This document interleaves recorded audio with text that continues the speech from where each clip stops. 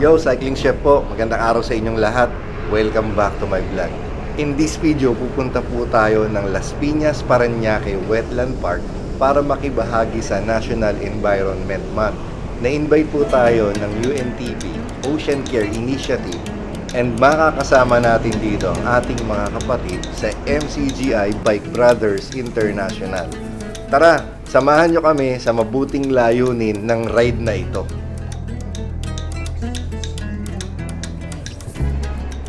Alas 4 ng umaga, nagkita-kita kami sa may Pasig sa Arcovia City. At mula sa Pasig, papadyak na kami hanggang sa makarating kami sa Las Piñas sa Daten, kung saan dun ang meet-up.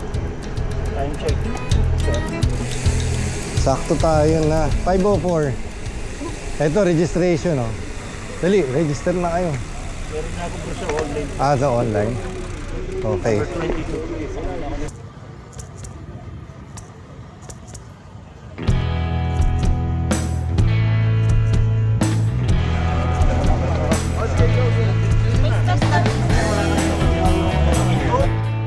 Nanggaling pa sa iba't ibang bahagi ng Metro Manila ang mga cycling groups na sasali sa activities na ito. At dito na nga sa Daten ang aming meet-up at dito na rin ang briefing bago namin simulan ang aming pagpadyak. We are celebrating the Environmental Month.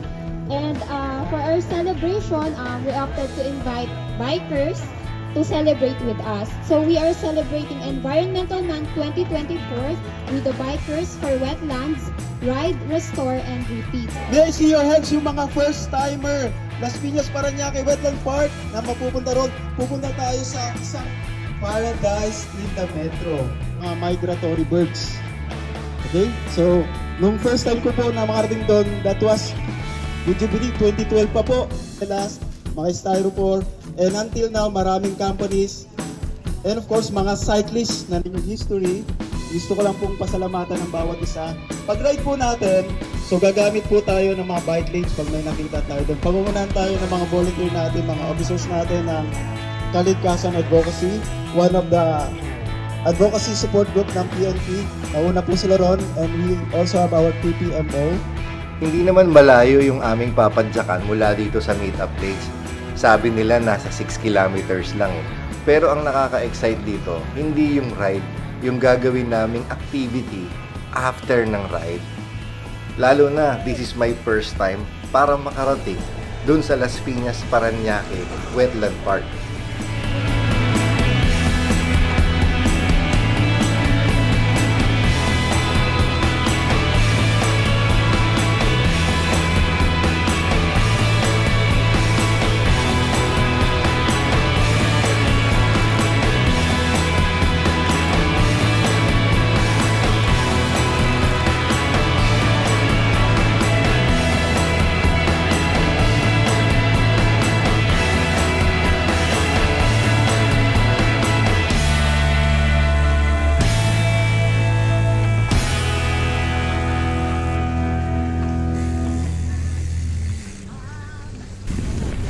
Manila Bay pala to, oh.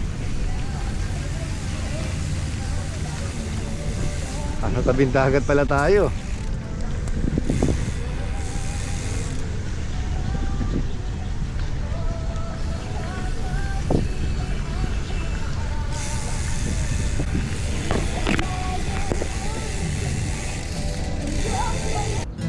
I was surprised and fascinated na mayroon pa palang ganitong lugar sa pusod ng Metro Manila, particular sa Las Piñas at Parañaque.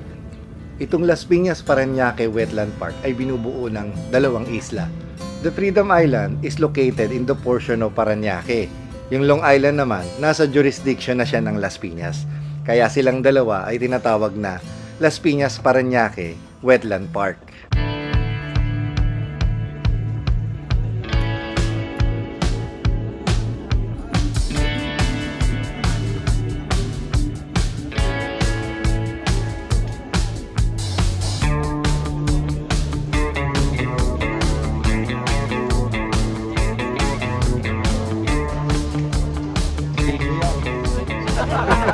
Man, pag-ibig. Video yan. Pagkatapos namin makapagsalo-salo sa isang munting almusal, nagsimula naman ang awareness at discussion about the said wetland park. Pero, on a global record po, 90% na ng wetland ay sira na or wala na. Para sa ating hayop at para sa atin, source siya ng livelihood, lalo na po dito sa mga mangrove area, which doon po kinukuha natin yung mga isda. Kasi ito yung mga breeding ground ng isda, tsaka mga shrimps, mga crabs, no? Naintindihan ko dito sa pamamagitan ng awareness program na ito ng DENR at ng mga taga-wetland park kung gaano kahalaga na maproteksyonan natin yung mga ganitong klaseng wetland park. At the same time, maingatan natin ang kalikasan. Imagine, dito sa mga isla na ito, doon sa mga mangroves, nagiging breeding ground ito ng mga isda, ng mga hipon, ng mga alimango, at iba-iba pang mga lamang dagat na pinagkukuhanan natin ng source of food at source of income ng ating mga kababayan. At pagkatapos, daan-daang different kind of birds species ang matatagpuan dito mismo sa wetland park na ito. Kasama na dito yung ilang mga critical birds species na kagaya ng Philippine duck at saka Chinese egret. Tulak na po dito sa Metro Manila. So yung basura po from pwedeng Cavite, pwedeng Bataan, Pampanga, Bulacan, yung tinapon, hindi nila tinapon na maayos.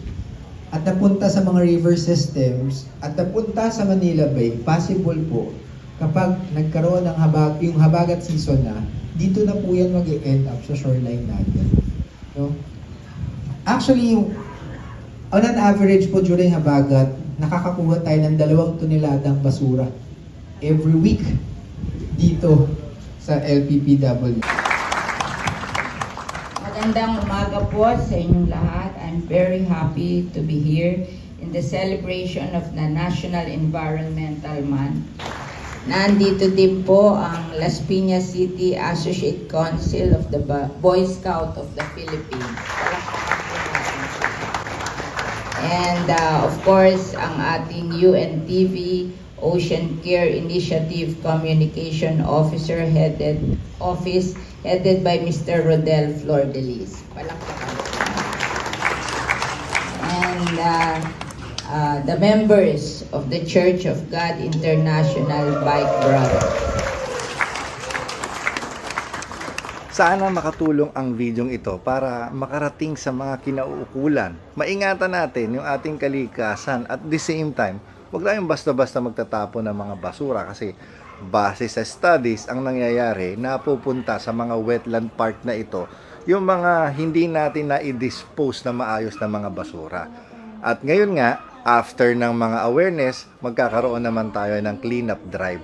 Magtutulong-tulong kaming mga siklista na nandito sa araw na to para kanya-kanyang segregation at pagkuha ng mga basura. Kaming ilang mga magkakasama na-assign kami sa mga styro, yung iba naman sa mga plastics, yung iba naman sa mga rubbers, yung iba naman yung mga naitatapon ng mga diapers at iba pang mga basura.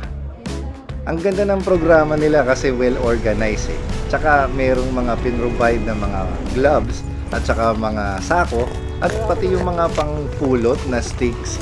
Meron silang ipinrovide kung hindi mo kayang dumampot sa pamamagitan ng iyong kamay. Ay, hindi ba siya, ano? Ito, styro pala. Oh, laki, oh.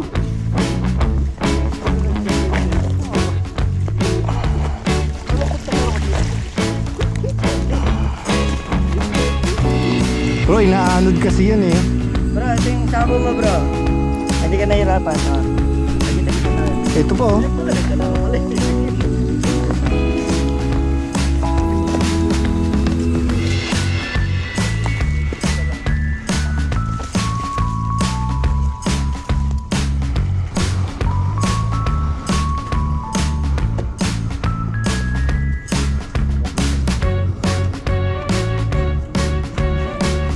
Bro, mapako ka dyan, ha?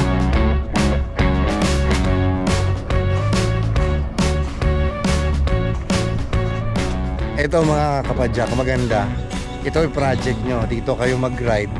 Tapos makipag-ugnayan kayo sa DENR at saka sa municipality ng Las Piñas at Parañaque. Dito sa Las Piñas, Parañaque, wetland. Maganda makipag-coordinate kayo at projectin nyo to mga bikers, mga cyclists.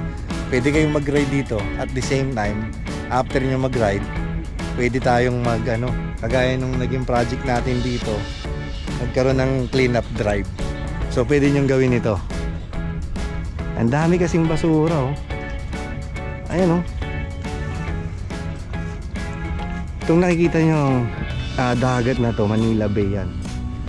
So, at least sa maliit na paraan, makatulong tayo sa kalikasan. Pag bike ka na, nakatulong ka pa. Una po sa lahat, nagpapasalamat kami sa Diyos. Sa maliit na paraan, nakabahagi kami sa mga ganitong klaseng gampanin. Salamat po sa lahat ng mga sumusuporta at sa bumubuo ng mga ganitong klaseng programa. Shoutout po at salamat Senator Cynthia Villar sa inyong pagsuporta sa ganitong programa. Sa lahat ng mga siklista na nakasama namin sa araw na ito, salamat po sa inyo. Ride safe, eat healthy. God bless you all. This is the Cycling Chef.